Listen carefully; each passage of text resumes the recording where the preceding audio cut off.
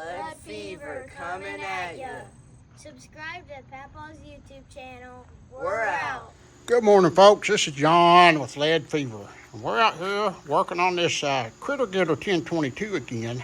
And what I got here is some Federal Gold Medal target. It's the lead round nose. It's like 1,070 feet per second, I think. And 1080. And you see my min wax here. I'm going to show y'all one of my secrets. Every day before I start shooting, I take some of this junk ammo that doesn't shoot good, and I dip it down in here, and I get some of that wax, and I rub it around the forcing bands on that round, and then I load it in my magazine. And by the time you do a couple of those, you're going to have some extra wax between these two fingers and thumb right here. And you don't want a whole bunch of that. You don't want a bunch of extra hanging off. You just want a thin coat of it on there. Then load it in your magazine. I do 10 rounds like that before I start. Now, y'all know I season my barrels with this stuff. I start my day off with 10 rounds of this junk ammo, and I shoot it through there, and it groups really tight compared to what it does without it. Now, why I do this is that seasons that barrel, it conditions it, because that's what it's seasoned with, is this stuff. It conditions the barrel, gets it pre-lubed, helps maintain the seasoning in the barrel, and then when I start shooting my ammo, I go from one ammo to the next, and it shoots all of them incredibly well. People ask me, says, man, how do you get your gun to shoot so many different ammos well? Well, this is my secret. I've tried to tell people. I've hinted at it. People don't want to try it. But I'm hoping you will try it, because this is a secret to me shooting so well. That and, a few other tips that I've got. Now I want to show you what we're doing this morning. We got this gun back out here. I'm going to roll in some footage here in a minute and show you what I did to correct the drooping barrel on it. I got that fixed. I sighted it back in this morning, so I had it sighted at 50 yards yesterday, and this morning when I came out and started shooting it, it wasn't shooting low, it was shooting high by about 4 or 5 inches.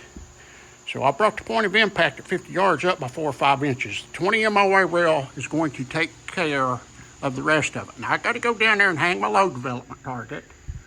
I'm going to hang it down there at 50. I got 4 white pieces on there, some pasties to get the scope zeroed. I got the scope zeroed. And what you see right here is SK pistol match. I've got 5 10-round magazines loaded up, and we're going to shoot 5 10-round groups with this SK pistol match. And we're going to see how this thing shoots today.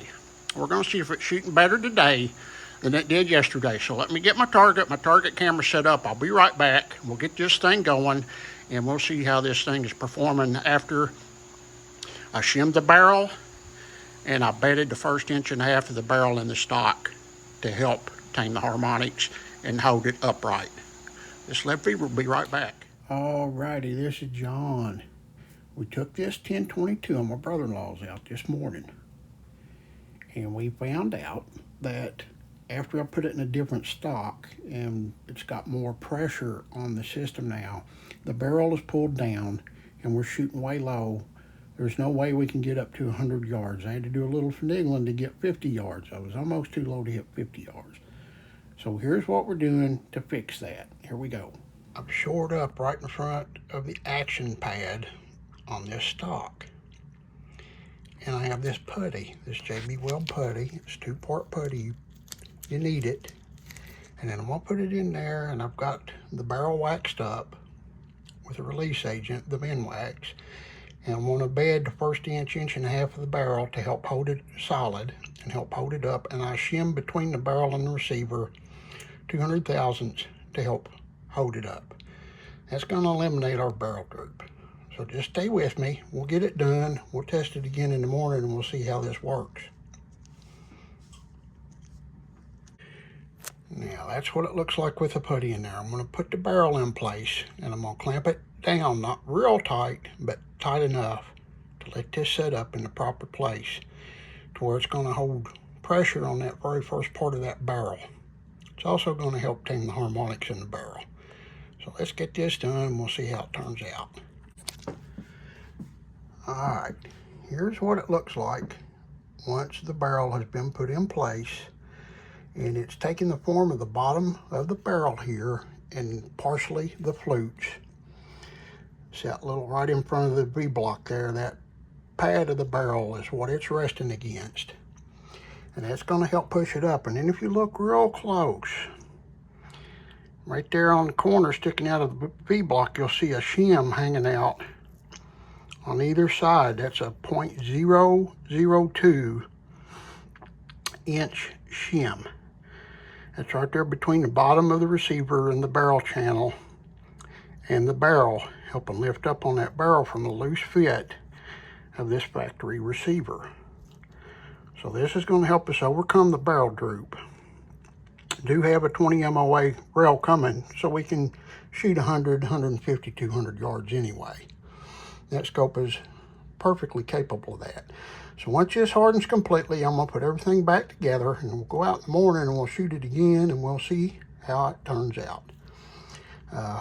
Overlook my mess here because I'm hard at it getting this thing ready. So it's lead fever, and that's what we're doing to this 1022, and I've got all kinds of little tricks I can show you all about these 1022s that I want to share with you. It's lead fever. We'll see you in the morning. We're out. All right, another place of note is your screws that hold the V-block for the barrel in. When you tighten those up, you don't want to torque them way down. You just want them snug. You snug them up till they get snug and you leave it there. Because if you put them too tight, this V-block goes into the bottom of the barrel and a slot cut in the barrel, it's going to pull the barrel down and it's not going to be square with the receiver.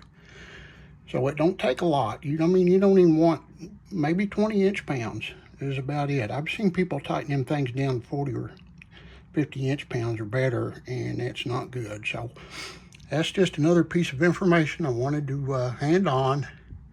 When you're working on these 1022s, it's pretty important. So this lead fever, we'll get back to you.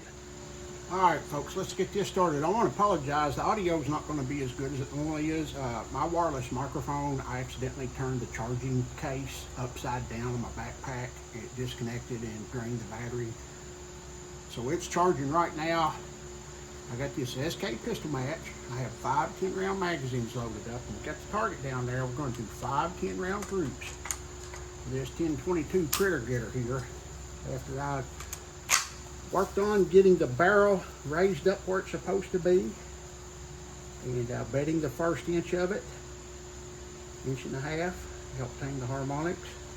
So let's get started down there on that first load development dot. See, let's do 10 groups, or 10 rounds on each group.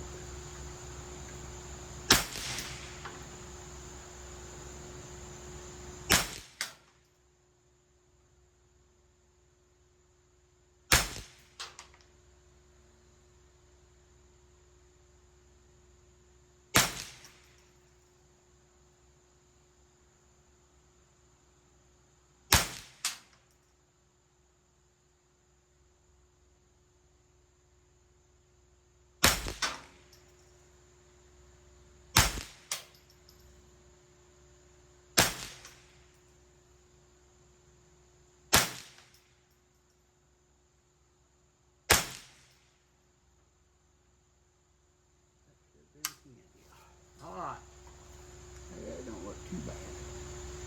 I'm only running on 18 power here because I'm not used to this reticle, and I don't want it covering up the whole dot down there. That don't look too bad for a 10-round group of SK pistol match. And like I say, this gun is not weighted down whatsoever, so it's a little hard to keep still. So we had a cold barrel on that first bunch, so let's see what we got now.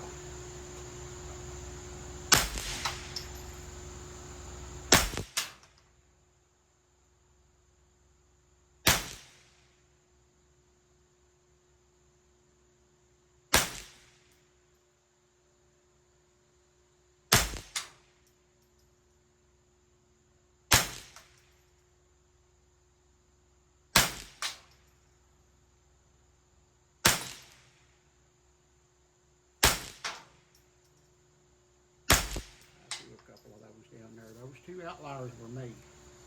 That was me. Trying to get used to this different setup.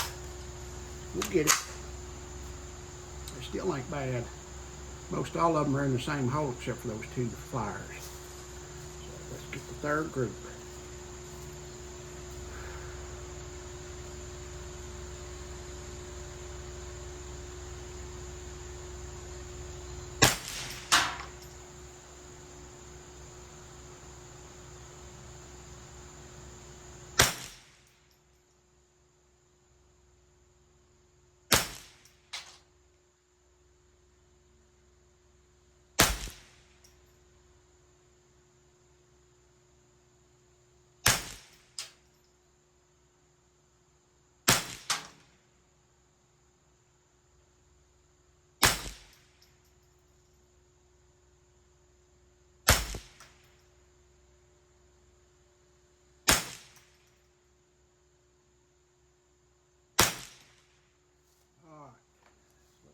Pretty good. And we got like a 5.5 pound rifle here and a 20-ounce trigger compared to about a 15 or 16 ounce or 15 or 16 pound rifle with a 6-ounce trigger. 6-ounce trigger compared to a 20-ounce trigger. That's a pretty good difference. So if that's any indicator, this thing's definitely going to be a squirrel, coyote, hog getter.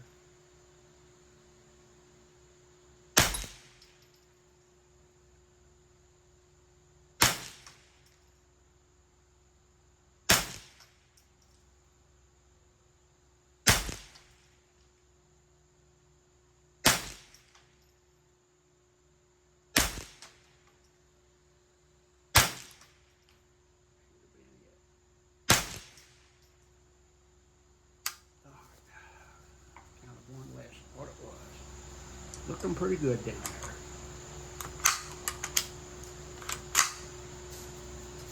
Alright, last group. We'll pull the target, we'll score it. Measure it.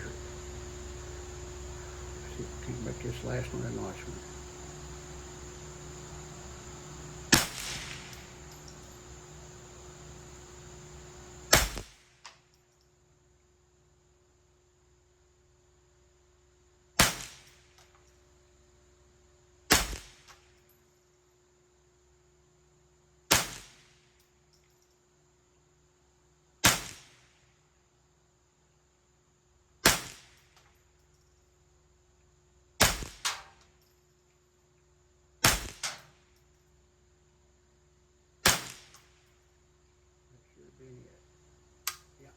Alright folks, let me go get the target and we'll take a look at it. I think what we did here with this barrel and the bedding of the first bit of it, I think it was successful.